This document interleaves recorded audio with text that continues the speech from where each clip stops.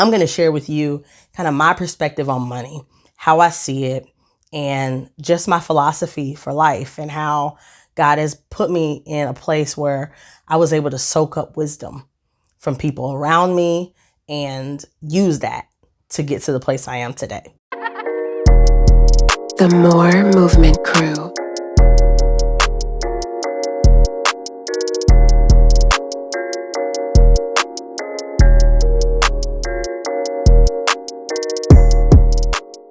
Welcome to the More Movement Crew podcast. This is episode 2 of season 2. I'm your host, Kenina Porter, and thank you for watching. We have a really fun episode today where I get to talk about money. Yay! I'm sure you saw the title of the video and was thought, I am going to really see what she's talking about here and what advice can she give me. So today I'm going to share my story on how I became debt free. But before I share my story, I want you to go ahead and click that button, like, subscribe, share, all that, because I want you to have the latest updates on when we have episodes and what we have going on. Because this season is going to be exciting, y'all. It's really going to be exciting. It's going to be fun. And I'm just going to be out of my comfort zone. And we'll see how it goes, right? So today, we're going to talk about money, right? We're going to talk about debt. We're going to just talk about how what our mindset is towards money in relation to where we want to go and how we want to do things, how we want to move. So just a real honest moment of transparency. 2020 was just a year that I really, really wanted to have flexibility.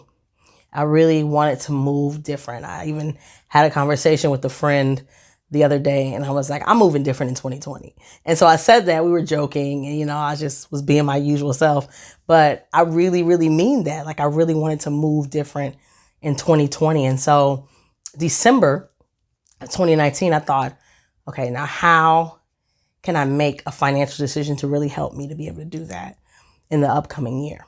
And so I made the decision to just pay off the rest of my car.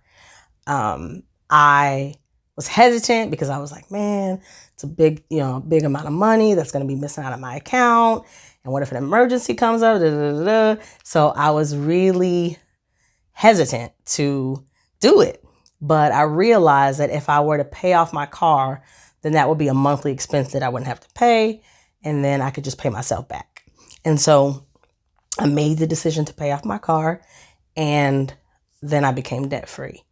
And I had already sold my house that year. I was a landlord for over 10 years, and I had bought a property when I was really young, and I finally was able to sell it.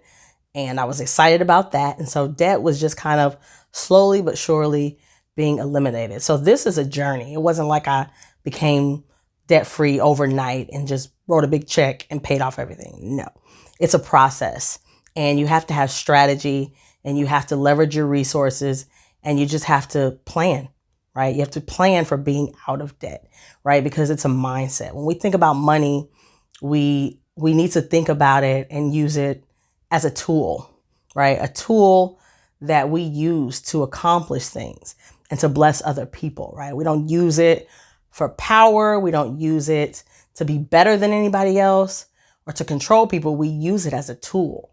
And I think the issue is that we use money the wrong way, right? And so I'm going to share with you kind of my perspective on money, how I see it, and just my philosophy for life, and how God has put me in a place where I was able to soak up wisdom from people around me and use that to get to the place I am today. So first off, you know that I'm a Christian. If you don't know, I'm a Christian. And so my foundation is in the gospel, in God. And so I think it's important to tithe. I tithe 10% to my church, the church I'm a part of. And I believe it's so, so important because it acknowledges the fact that God is allowing you to be a steward over what he's given you, right? He's blessed you with the opportunity to be able to earn wealth, to have a job, to have money, a house, a car. He's given you all of these blessings in your life. And so you're acknowledging that he is the source of those things and that you don't take it lightly. And so that is why I tithe, because it's that important. And the second reason is because I want God to protect what I have. I want him to protect my wealth. I want him to watch over my finances. I want him to help me to make better financial decisions. Like, God, is this something I should do? Is this a move I should make, right? I want him to be my business partner and help me to establish the plan. And so that is why it's important for you to sow your money into good ground. And when I say sow your money into good ground, and the reason why I use that is because there's a concern, right? There's a concern with, I don't want to give my money to the church, right? That's a argument I hear all the time. I hear it all the time. I understand. I cannot argue with that. I cannot say that is not true, because there are some places that are not using the money the way that they should, right? But there are also some places that are, right? And so you have to determine, is the ministry that you're under utilizing funds the way that they should be, right? And if you're a tither, you should have access to that information, right? And so that is why it's important to sow into good ground, because you know where the money's going, right? You know that you're investing into something that's going to matter. And so that is the number one reason. That is the foundation before anything else of why it is that, I became debt free. So that's the first thing. So the second thing is, let's talk about debt. Debt is stifling, right? It feels like you're suffocating. It feels like chains. When we talk about debt, when we talk about education debt and credit card debt, it really does. And I understand, I sympathize with people. I know it's hard to see a way out, but the first thing I tell people, and I am by any means a financial counselor, right? I'm just sharing how I got debt free. I tell people, you have to know your status. You got to know your financial situation, right? You got to know what you owe. And so get all that debt, get that list, and just write down everything that you owe and begin to develop a strategy for paying it off. And so you start with the smallest debt and you just work your way up, right?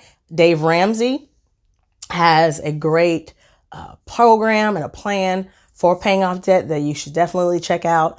And there are many other people that have plans that you can check out to pay off debt, but there are definitely solutions to paying off debt. People do it every day. And so it's possible for you if you establish a plan and you know your status. And so it can become overwhelming. I know it can, but it can be done. I had education debt. I made the decision to go to community college first and then transfer to a 4-year institution, which helped me. And it's a good idea for those of you watching who haven't gone to college yet, who plan on going. You want to make the best financial decision for your future, right? Not for your immediate needs, not for what you want to do in this moment, but what it's going to look like in the future. And so you got to start thinking about that now. So I chose to do 2 years at the community college and then 2 years at an institution. And so I had half of the debt that I would have accumulated if I would have went all 4 years. And so that was a blessing.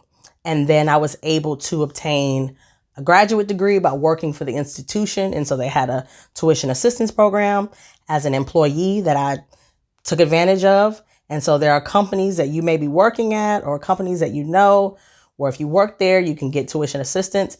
Utilize those opportunities, right? Don't leave that job without a degree. It's just important to use your resources. You just never know what doors could be open if you move forward and get that degree. So use your resources, leverage your resources to get you out of debt. And so I was able to obtain a AmeriCorps position that was full-time, where I was able to get $5,000 at the end of my service term to pay off my student loan debt. And so I had about $6,000 I owed, and I was able to just put that $5,000 towards that debt and then pay the remaining $1,000 and then close the account. And so that was a blessing, but that was me using my resources to do that. I didn't have to pay $5,000, right? I didn't have to pay each month to pay that off. I just used the information that I found and was able to pay off that $5,000 debt. And so that's something that you can do. It's something you can look into. But there are ways to do that. You just have to, like I said, use your resources. So the next thing is saving. It's so important that I talk about saving. It's so important that we talk about saving in our households, especially in the Black community and Black families, because that conversation is not always had about money. You know, we talk about the struggle, we talk about what we don't have, you know, and when we get something, we talk about what we got, but we don't talk about how to save. We don't talk about how to invest. We don't talk about how to keep it, right? And part of that is historical, right? We know that we weren't privy to that information, and so we're learning it. We're learning the insides of investing and saving and utilizing resources and obtaining real estate and how to use that real estate to help you to obtain wealth. So we're learning those things.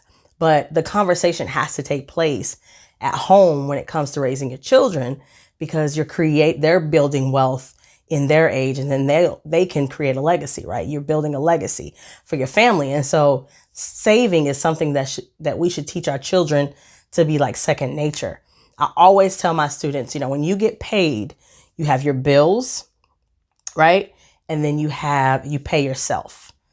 And that is what you save, right? You always want to pay yourself. You never want to pay all your bills and then just blow the rest of the money. You have to save something. You need an emergency fund. You need to be able to save money.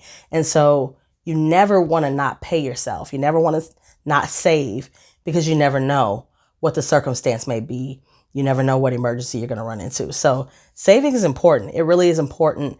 There are apps that are free. I'll put them at the bottom of this video to help you save, right? There are apps that just take the change when you go to the store, and they just collect the change and put it in an account.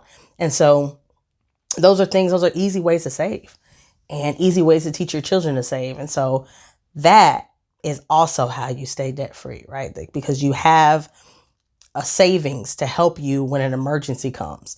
Because when the emergency comes and you don't have anything, then it becomes devastating, right? And then you're not able to pay your bills. And so then it becomes a snowball effect. So you definitely want to save and to have that mindset that, like, wait, I got to pay myself also. So the next thing is investing. Investing can be very, very overwhelming. It was for me. I'm going to be honest. I was like, how do I even begin to pay for retirement? How do I even begin to think about retirement? You know, I'm 37. And so I was like, I've got to seek out counsel for advice. And so I sought out a financial advisor who helped me to create a plan, looking at what age I want to retire and how much do I want to have saved by then. And so I encourage you to get a financial advisor, financial counselor to help you, right? If you have a job that has a 401k plan, make sure you're looking at the statements. Look at what you're earning, what you're saving. Sometimes you can start contributing more to the 401k plan, and so that it'll increase, quicker over time. So think about those things. Think about your future. Think about the future of your children and start to invest. There are also apps for investing. So I'll probably put a couple down as well that I've run into, but there are ways that you can invest now. And I know people think that I don't make as much money, so how am I supposed to invest? But there are ways that you can invest. And like I said, if you have a job that offers that, if your job, gives you the option to opt into that, you can. But there are definitely ways that you can start thinking about that. And anybody can come up with a plan, right? You can plan, you can come up with a strategy for how you get to that place. I believe that God can help anyone to rise out of the situation that they're currently in financially. I truly, truly, truly believe that. I was at a place where after I got out of the hospital, I had spent my entire savings on keeping my medical insurance. I paid $500 a month because I had to use the COBRA insurance because I didn't have a job and I quit my job. So I had nothing. And so I had to start from zero while recovering from the hospital. And so God has taken me from that place where I had nothing to a place where I'm completely debt free.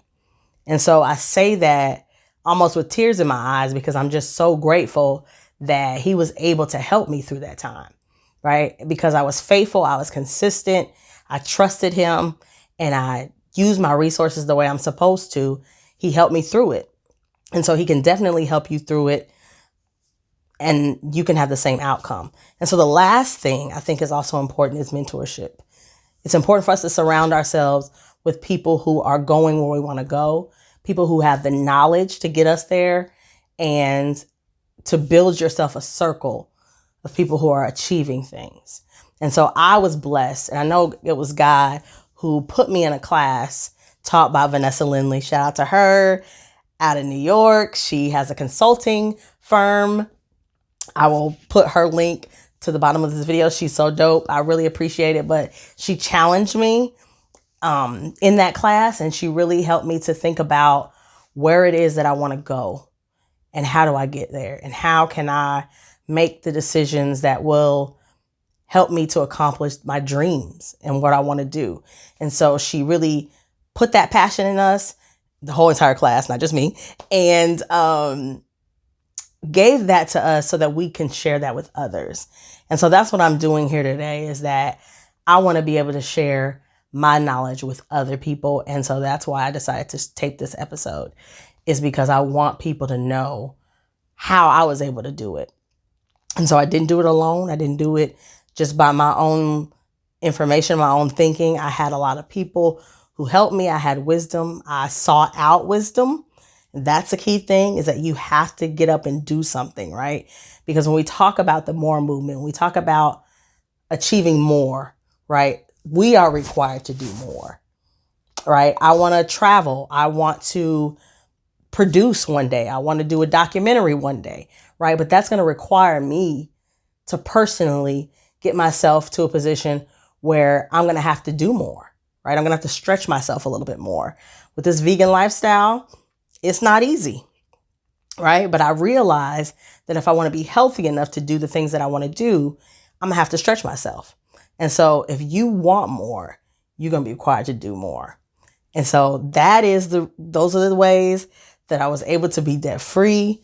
I hope that something that I've shared today inspired you, or something that I said today would help you to have that conversation with your family, with your kids, and to work towards being debt free. Because I think that the less debt we have, the more income we have coming in, helps us to create a life that we want to create, helps us to bless other people, and helps us to build wealth. And I think that's what it's really about. It's just building wealth for the next generation and the next generation, and being able to pour into our own businesses and to pour into businesses of others, into our community. But we can't be bogged down by debt. And so I encourage you to stretch yourself. That's another challenge. The first episode, I gave you a challenge. This is another challenge. I challenge you to really, really stretch yourself this year financially, and to start looking at your priorities and your needs, and come up with a savings plan, an investing plan, and a plan to pay off debt. So that's the end of me talking about finances and talking about money in my soapbox. I hope that you enjoyed this episode. I hope that it wasn't too painful to think about debt in that way and to talk about money. I think that the more we start to talk about it, the more that we will realize that it is just a tool. It's just a tool. And so thank you for spending this time with me. I hope that you enjoyed it. And I look forward to seeing you next week when we have an interview. We have a special guest. So thank you, and be blessed.